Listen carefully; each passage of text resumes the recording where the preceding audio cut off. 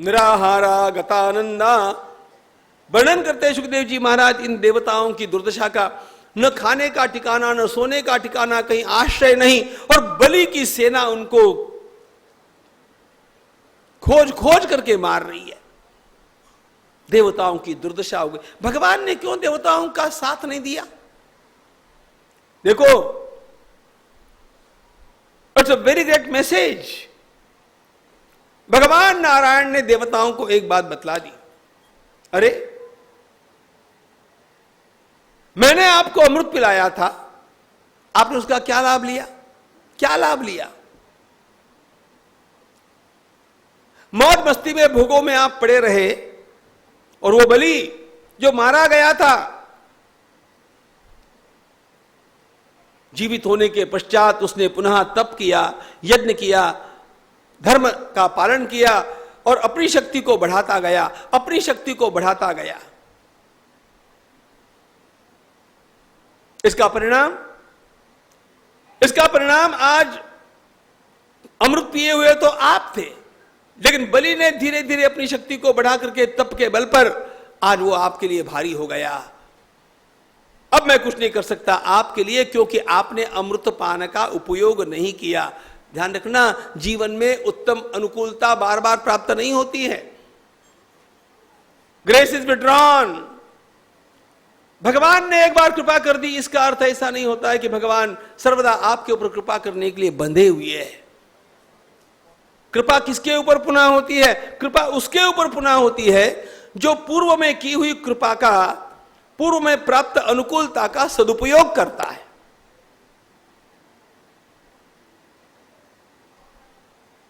अनुकूलता का सदुपयोग करने पर पुनः कृपा हो जाती है। देवताओं ने प्रभु के द्वारा दी गई अनुकूलता का कोई उपयोग नहीं किया। बलि ने प्रतिकूलता में भी तप कर लिया।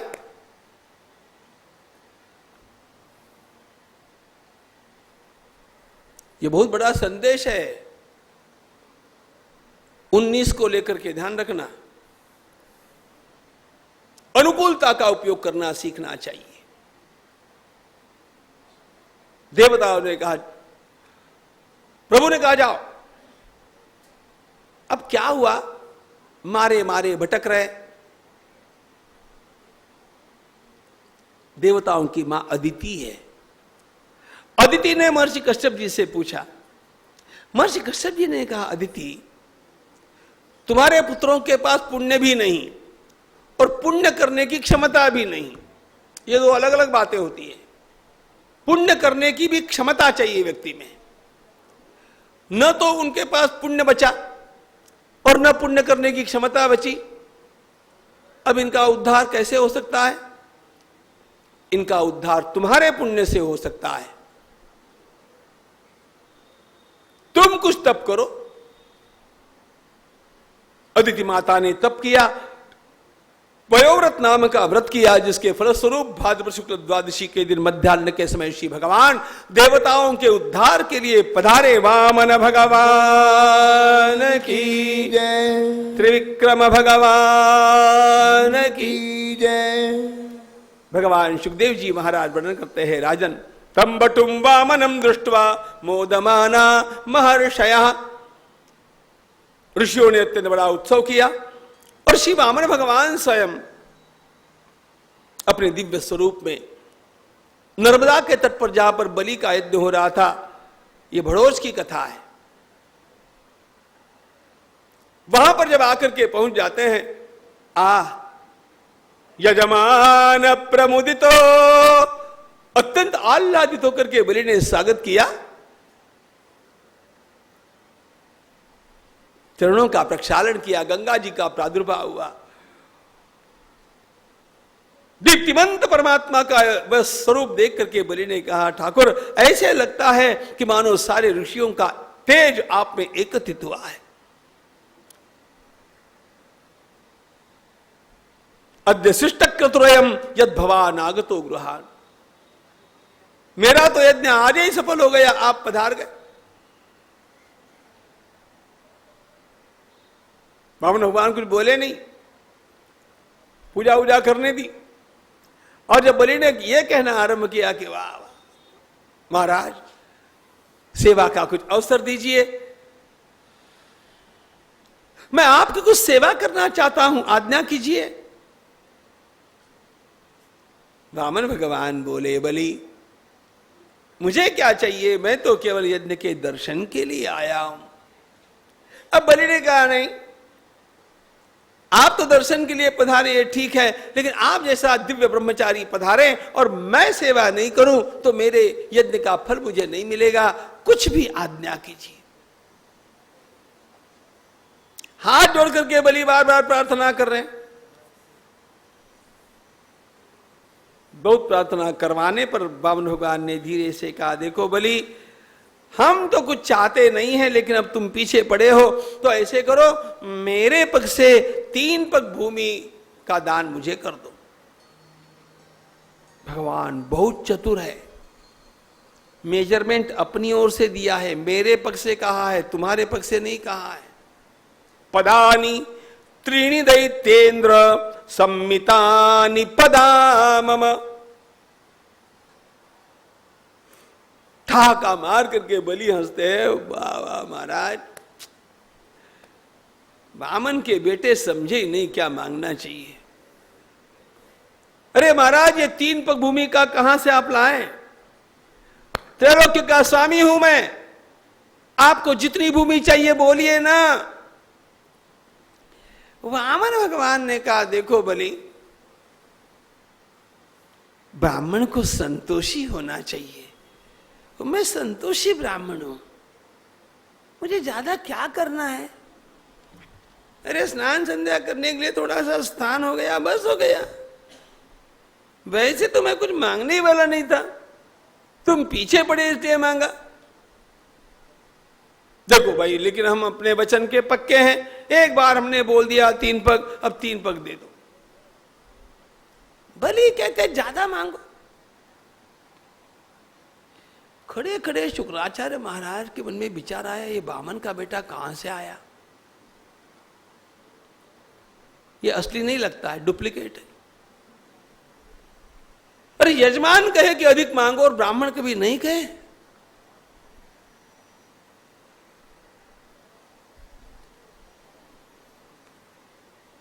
शुक्राचार्य महाराज को संशय हुआ। जीवन में एक बात ध्यान रखना, ब्राह्मण को दान करके हम ब्राह्मण का उपकार नहीं करते हैं। शास्त्रों को समझो, उल्टे अत्यंत पवित्र जीवन जी करके जो ब्राह्मण देवता हम लोगों से दान का ग्रहण करते हैं ना, वे अपने दान का ग्रहण करके आप लोगों पर उपकार करते हैं, आप नहीं उनके ऊपर उपकार करते, पक्का। क्योंकि कोई भी दान अपने पुण्य को दिए बिना नहीं लिया जाता।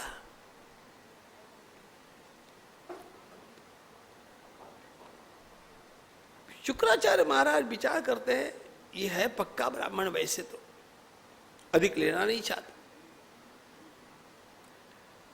ध्यान लगा करके देखा तो एकदम पता चल गया और बोले, बलि रुको, बलि रुको, एष वैरोचने साक्षात भगवान विष्णु। अरे बलि, इसको मत दो, ये ब्राह्मण है नहीं, ये तो ब्राह्मण के रूप में साक्षात विष्णु भगवान है। और ये विष्णु भगवान देवताओं के पक्षपाती होते हैं। किसी का विश्वास करना बलि, ये नारायण का विश्वास कभी मत करना, ये अब भी तुम्हारा नुकसान करेंगे।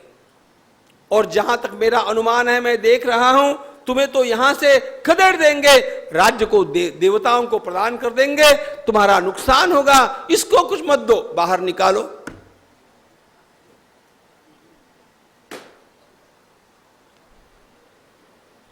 शुक्राचार्य महाराज ने कहा, तुम्हें इसमें कोई पाप नहीं लगेगा।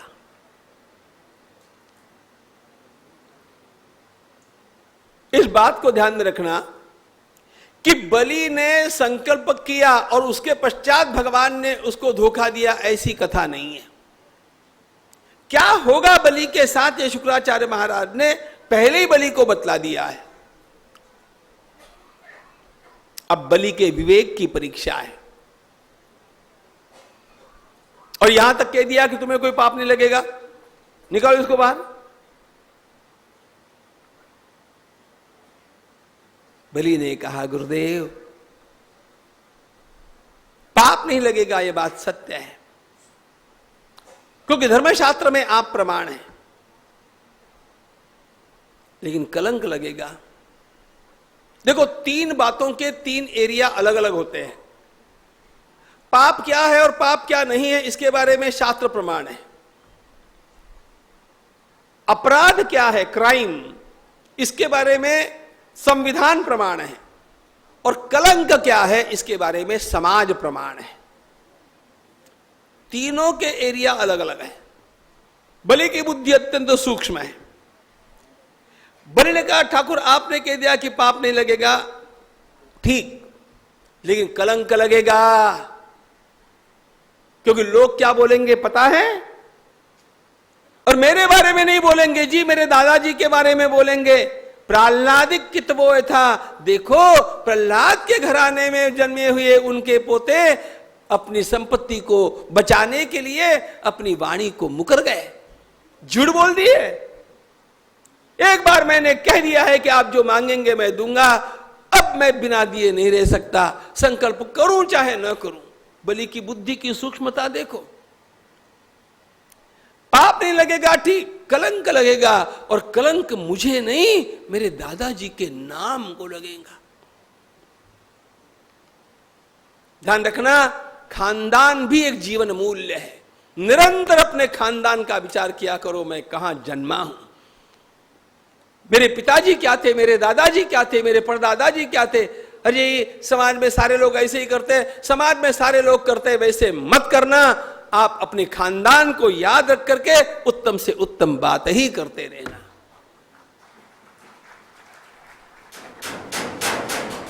ये नास्ति पितरो याता, ये न याता पितामह, शास्त्रकार कहते हैं।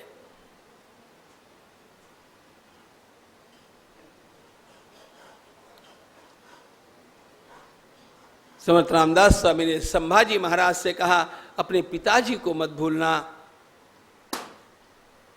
शिवरायास 8वां। राष्ट्र के लिए तो ये बात बिल्कुल ठीक ही है, आप भी अपने घराने को याद करना।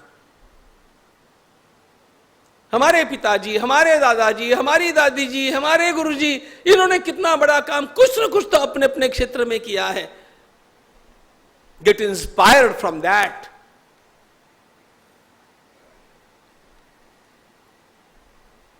त्याहू नहीं करावे विशेष। और अंतरंग में एक बात मन में रखना कि जो दादाजी ने किया उससे कुछ अधिक करके दिखाऊंगा, जो पिताजी ने किया उससे कुछ अधिक करके दिखा। अरे तभी आप पुरुषार्थी है। उतना ही करेंगे, इतना नहीं, उससे अधिक करके रहेंगे। बलि का विवेक देखो। बलि ने कहा, महाराज मैं अपने कारण मेरे दादाजी के नाम को कलंकित नहीं करना चाहूंगा। शुक्राचार्य शाप देकर के चले गए। बलि ने पत्नी से पूछा, विंध्यावली से। विंध्यावली ने कहा, नाथ सत्कर्म करने में आप 10 लोगों को क्यों पूछते हैं? आप दीजिए नाथ, सुख दुख आते जाते रहते हैं, धर्म ही स्थिर है, इसलिए मनुष्य को सुख दुख का विचार करके धर्म के साथ समझौता नहीं करना चाहिए। मैंने आपके साथ सुख में दिन निकाले, मैं आपके साथ दुख में भी रहूंगी, लेकिन आपसे मैं धर्म ही करवाऊंगी। विंध्यावली ने कहा, आप दीजिए। इसको कहते हैं पत्नी।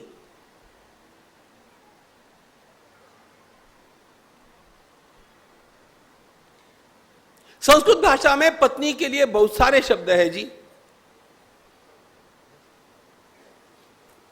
अंग्रेजी भाषा में कुछ नहीं, ये अंग्रेजी भिखारियों की भाषा है।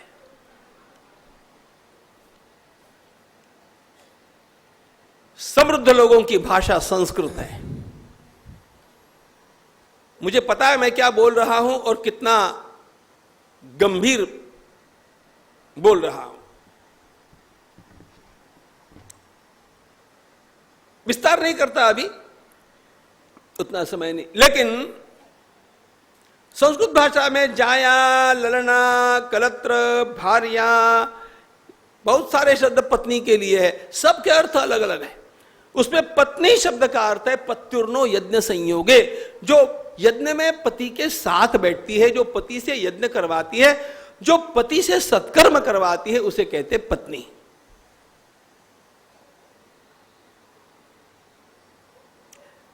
अजी हम कथा सुनेंगे कहने वाली पत्नी, हम गंगा जी में स्नान करेंगे कहने वाली पत्नी, अजी हम एकल विद्यालय के लिए दान करेंगे ये कहने वाली पत्नी, अजी हम क्लब में जाएंगे ये कहने वाली बीबी। बीबी बहुत सस्ती होती है, पत्नी सबसे महंगी होती है। अनेक जन्मों का पुण्य जगता है तब उत्तम पत्नी की प्राप्ति होती है, और उत्तम पत्नी वही होती है जो पति से बहुत सारा दान कराती है एकल विद्यालय के लिए।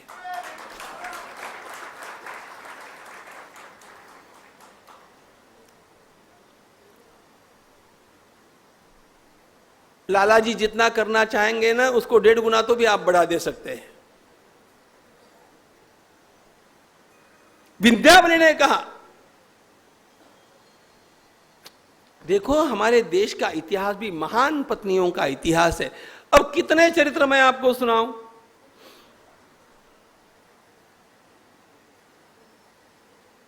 He did take the risk। बलि को पता है आगे क्या होगा, बलि पागल नहीं है, और शुक्राचार्य महाराज ने बतला भी दिया है। दान का उदक बलि ने छोड़ा, वामन भगवान ने ग्रहण किया। प्रतिगृह्यताम प्रतिगृह्णामि हुआ, देवताओं ने जयकारा किया, वामन भगवान की जय। और जैसे ही बलि ने प्रणाम किया, वामन भगवान विराट बन गए। 2 पगों में ही उन्होंने बलि के त्रैलोक्य को नाप लिया, लांघ लिया। तीसरा पग कहां रखे ये प्रश्न खड़ा कर दिया, और इस बात को लेकर के बलि को बांधा गया। प्रहलाद जी महाराज वहां पर आए, अब कैसे होगा उनके भी ध्यान में नहीं आ रहा है, लेकिन प्रश्न खड़ा हो गया। अब क्या दे सकते हैं, जितना बलि के पास था वो तो सब प्रभु ने ले लिया। बलि को बंधन में डाल दिया गया। अब हो भी क्या सकता है, बलि शांत है, सब अशांत है। भगवत चरणारविंद की ओर बलि देख रहे, बंधन में बंधे हुए होने पर भी। और ध्यान रखना, जो भगवान के चरणारविंद को भूलता नहीं, उसकी बुद्धि में नए नए स्फुरण होते जाते हैं। एकाएक बलि को उत्तर सूझा, और बलि ने कहा, ठाकुर अत्यंत बड़ी कृपा करके आपने 2 चरणों में जो मेरे पास था उसका स्वीकार कर लिया। अब तीसरे चरण में आप कृपा करके मेरा भी स्वीकार कर लीजिए, और उसके प्रतीक स्वरूप अपना पद मेरे मस्तक पर धरिएगा अनाथ। कुरु शीर्ष्णि में पदम। जैसे ही बलि ने यह कहा, बलि को उत्तम उत्तर सूझ गया। प्रहलाद जी महाराज अत्यंत राजी हो गए। भगवान सुखदेव जी महाराज वर्णन करते हैं, राजन बलि को बंधन से मुक्त किया गया। अब भगवान गदगद हो गए, और प्रभु ने कहा, बलि भले तुम सुतलम प्रयाहि, धन्य हो तुम सुतल में चले जाओ। अगले कल्प में पूरे समय के लिए मैं तुम्हें इंद्रपद दूंगा। और प्रभु ने ब्रह्मा जी से कहा, ब्रह्मा जी जाकर के वैकुंठ में सूचना पहुंचा देना कि हम अब लौट करके आने वाले नहीं हैं वैकुंठ में इस समय। ब्रह्मा जी, मैंने बलि को बांधा, आपको बड़ा बुरा लगा। अपने भक्तों की परीक्षा करने की मेरी यही शैली है। मैं पहले कष्ट देता हूं, जो करे मेरी आस ताको करूं सत्यानाश। लेकिन तो न छांडे मेरी आस तो बनू दासानुदास। ब्रह्मन यमनुगृह्णामि तदहरामि धनम शनैः। ब्रह्मा जी, मैं देख रहा था बलि कितना त्याग कर सकता है मेरे लिए। ब्रह्मा जी, सर्वस्व का न्योछावर कर दिया बलि ने मेरे लिए, इसलिए मैं लौट करके नहीं जा सकता। इतना दान मैंने बलि से ग्रहण किया, अब इस दान के ऋण को चुकाने के लिए सुतल में राज करने वाले बलि के द्वारपाल के रूप में उसकी सेवा करके मैं इस ऋण को चुकाने का प्रयास करूंगा। भगवान बलि के द्वारपाल बनना चाहते हैं। प्रहलाद जी ने बलि को आलिंगन में भर करके कहा, बलि तुम धन्य हो, तुम्हारे लिए श्री भगवान का अवतार हुआ।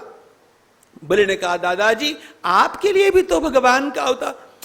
प्रहलाद जी ने कहा, नहीं, मेरे लिए भगवान रक्षक बन करके आए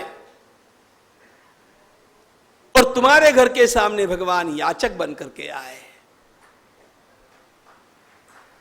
नृसिंह का रूप लेकर के जिसने मेरी रक्षा की, उसी ने तुम्हारे द्वार के सामने आकर के भिक्षा मांगी, मेरे रक्षक को तुमने अपना याचक बना दिया। तुम इतने महान, अरे पोता हो तो तुम जैसा। मेरे मस्तक पर तो भगवान ने अपना कर कमल रखा, तुम्हारे मस्तक पर तो ठाकुर ने अपना चरण कमल धर दिया। प्रहलाद गदगद, बलि भावुक। भगवान बलि के द्वार पर अब बलि की सेवा में भगवान लगे। ध्यान रखना, यह ठाकुर जी को भी एक व्यसन है, वो अपने भक्तों की भक्ति करने का, अपने भक्तों की सेवा करने का। कौन से भक्तों की? बलि उदाहरण है नवी भक्ति का। सर्वस्वात्म निवेदने बलिरभूत कृष्णाप्तिरेषाम फलम। सर्वस्वात्म निवेदने, बलि ने सर्वस्व का समर्पण किया। सर्वस्व के समर्पण की बात को समझिए। पहले दो पगों में बलि ने सर्व का समर्पण किया और तीसरे पग में बलि ने स्व का समर्पण किया। सर्वस्व आत्मनिवेदन। और जो अपना सब कुछ ठाकुर को अर्पण करते हैं ना, भगवान उनकी सेवा में इतना लग जाते हैं। हमारे पैठन के संत एकनाथ महाराज के घर में भगवान 12 वर्षों तक शिखंडिया के रूप में सेवा करते रहे। पांडवों की कितनी सेवा भगवान ने की, उनकी सेवा करते हैं श्री भगवान, जो अंतरंग से गाते हैं, जीत तुम्हारे हाथों में और हार तुम्हारे हाथों में, है जीत तुम्हारे हाथों में